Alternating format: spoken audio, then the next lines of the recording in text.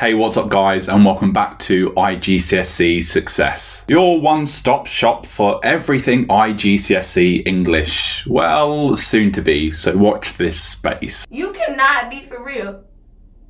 Oh my god, you for real. Guys, I have so many exciting things lined up for you, so as always, thank you for your patience and I guess joining me on this journey. Now, before I start today's video, let's just address the elephant in the room. My Discord server. I can't believe you've done this. Yes, formerly a bustling learning hub with questions being thrown left, right and centre. But I've kind of neglected it. However, let's get it bustling again. So if you do have any questions to do with IGCSE First Language English or Literature or even Second Language English, you can find the link below. Let's begin to build our little community up again. And with all that said and done, let's get on with today's video. So Cambridge is known for gifting students every single year with some pretty interesting, bizarre and arguably convoluted stories as part of Paper 1. And just as a little recap for Paper 1, Text C is the narrative bolted on at the end, and it's primarily used to answer the writer's effect question and the extended writing response question 3. And well, I thought we'd have a bit of fun with this video and look at what I believe to be 3 of the most challenging writer's effect questions, or Text Cs. A ferocious market stall, robotic animals, and don't forget rebellious playing cards. So let's take a look at 3 past papers or past questions, and I'll give you the rundown as to why I think these papers were particularly tricky or challenging, or why students around the world found them quite challenging. So in 3rd place, we have a paper from the October-November series from 2018. And of course, this is before Cambridge decided to change the whole paper, the whole format, and make it 10 times more difficult. Now, Passage A, as it was called back then, it's now Text C, was titled, or is titled, Michaela and Jane. And whilst I don't think this paper or story is necessarily difficult, it did cause a huge storm over on Twitter, as the papers do every single year. Students weren't reading closely enough. The story centres around 2 characters, Michaela and Jane. Now, Michaela, unfortunately, is confined to a wheelchair, and Jane, being the benevolent woman that she is, does the shopping for Michaela while she watches the world go by, feeling sorry for herself. Now, the writer's effect question caused problems for 2 main reasons. The first one being that students didn't realise that Michaela was in a wheelchair. And secondly, students were expected to liken the market stall to some ferocious beast, so there was some weird personification going on. Cambridge loved that kind of rubbish. So now let's take a look at the 2 paragraphs in question. Here we go. Michaela watched the world pass by the window. She nodded and smiled at each and every one of these liberated pedestrians drawn into a current in the direction of the market. Their wheeled shopping bags bounced and bounded behind them in enthusiastic obedience. I'll tell you why I'm laughing in a minute. The road was a sea of movement and no one looked up at the imprisoned figure in the window. I was just laughing because I remember reading the mark scheme for this paper some months back. And it's always interesting to see what Cambridge wants students to explore, or often expects students to explore for those top grades. And their wheeled shopping bags bounced and bounded behind them in enthusiastic obedience. There was some, Cambridge wanted you to liken that to some dog on a leash or something like that. Okay, so my honest opinion of that paragraph, as long as you read closely, I don't think it was too problematic, despite what Twitter said. The second paragraph, ahead the market was beginning to wake up. Jane enjoyed watching it at this time of day. It was like a large beast groaning in dismay at being prodded into life, its elongated body undulating and rippling as the stall holders pinned and adjusted fluttering awnings and canvas covers to their correct positions. Metal trolleys squealed in angry protest as their wheels careered crazily over the tarmac to be eventually butted up against the stalls. Here they disgorged their contents, their items or sales slipping and sliding across shiny surfaces. What do you think about these two paragraphs? Difficult? Easy? Have you done this particular question? Let me know in the comments below. It is hot in here. So in second place, in terms of tricky, difficult papers, we have another paper from the October-November 2018 series. Cambridge must have woken up on the wrong side of the bed that year. I do apologise to all the students who had to sit these papers. The paper is titled Magician. The Magician. And if truth be known, I actually use this paper quite often when preparing my students for the rights effect question. It's silly, it's a little bit quirky, it's fun, it's engaging, and in my opinion, it really shows you the power of using precise and powerful images. Essentially, text C or passage A is about a magician who isn't very good at his craft. In fact, he sucks.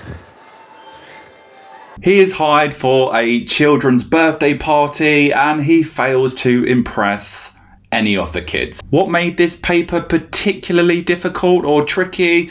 Well, again, there was lots of personification used. Students needed to be able to identify that even the magician's tricks were utterly embarrassed and humiliated, that they were desperate to part ways with a magician, and that was quite difficult for lots of students who had to sit this paper. Let's take a read of the two paragraphs. Okay, here goes. Blinking, he surveyed the forlorn heap of tricks on a small black table in the yard. The two-compartment box was wide open, desperately revealing its inner secrets to anyone who cared to look. His top hat had suffered a humiliating dent, and its once smart black ribbon was now a rag waving its surrender in the slight breeze.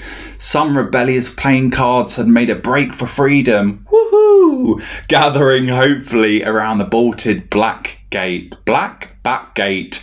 whilst the crumpled one performed a last tragic bow, as if he was leaving a grand stage forever. So I think quite a challenging paragraph in terms of the imagery used there. Here comes the next one. Time to eat, came the sudden call of his mother. Thomas's mouth open in dismay, but Let's just start that again, shall we? Time to eat, came the sudden call of his mother. Thomas's mouth open in dismay. But I've not finished. His howl was interrupted as the controller slipped from his hands and fell, clattering heavily to the ground. It skidded across the polished wooden floor and came to a sharp, juddering halt against the wall before neatly cracking open. Red and yellow control buttons performed small cartwheels and two small batteries escaped their case. A joystick mischievously popped its head out of its base, shoulders heaving as if in barely controlled sniggering at the spectacle. Again, what do you think about this particular question? Have you attempted it? I think I have a couple of videos on this question actually. Me personally, I think this is quite a challenging question / narrative. Now, in first place, it has to be a paper from the May-June 2019 series. Now, this one caused a lot of problems. No? Titled The Last Zookeeper and set in the future, it was essentially a story about a father and son taking a trip to the zoo to see the animals and have a good time. I mean, it sounds pretty straightforward, right? Well, the father and son were in fact robots, as were the animals. My father tried to teach me human emotions. In fact, the only human in the story was the zookeeper, the last zookeeper, and his days were numbered. And guys, Twitter went crazy in 2019 over this paper. And I guess if students were not able to identify these things, these basic things that, in my opinion, were quite clear in the story, they struggled. Let's take a look at the two paragraphs in question. So just to give you some further context, the first paragraph focused on the zookeeper himself and his poor health. So let's take a read.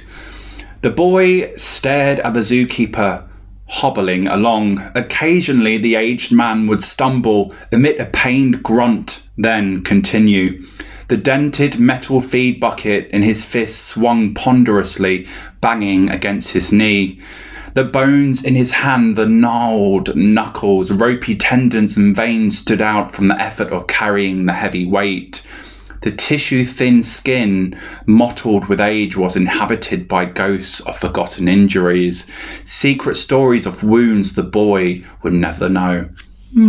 I wonder why. The boy wondered what it would feel like to hold that hand, to touch the baggy covering and feel it slide over the brittle bones beneath the fingers, the time-withered muscle. Can I just say that I absolutely love that paragraph, and I love this story. I love using it, but I use it every single year and all of my students invariably find it quite challenging. If you read it closely enough, there's lots of clues even in that first paragraph that we are dealing with a human and a boy who is clearly very, very different. So the second paragraph is about the robotic or cybernetized African lion, as it's referred to in the story. I will link all of the text in the description box below. Let's take a read. Again, I think quite challenging. The ancient beast's pelt, bleached bone white by unrelenting sun, was badly tattered. Bare spots betrayed where fur rubbed painfully against metal. The animal turned, exposing all tears in its side. Through these raggedly sutured gaps, the bone could see underlying musculature, atrophied meat and churning gears. He wondered how many times the zookeeper had repaired the damage. So, of course, not being able to identify that the father and son were robots, and indeed the lion was also some sort of robotic animal, it really affected students' marks. And again, Twitter went crazy. It's something that I love to do every single year, by the way. I go onto Twitter and I hashtag IGCSE English. I'm really sad like that. So what do you think of this paper? Easy? Medium? Difficult? Have you done this paper? Let me know in the comments below. Now, of course, there are or have been plenty of other bizarre and I guess questionable narratives. Don't get me started on May June's paper this year about the yellow banana-shaped kayak. I think the takeaway message is be prepared for anything and read as many texts as you possibly can. So I hope you have enjoyed today's video. Let me know what you would like to see on this channel moving forward. Some literature content is coming soon. Some second language stuff is coming soon. As mentioned in my intro, I want this channel to be a one-stop shop for everything IGCSE English. Thank you so much if you've made it all the way to the end of this video, and I will see you again very soon. Until next time, bye bye.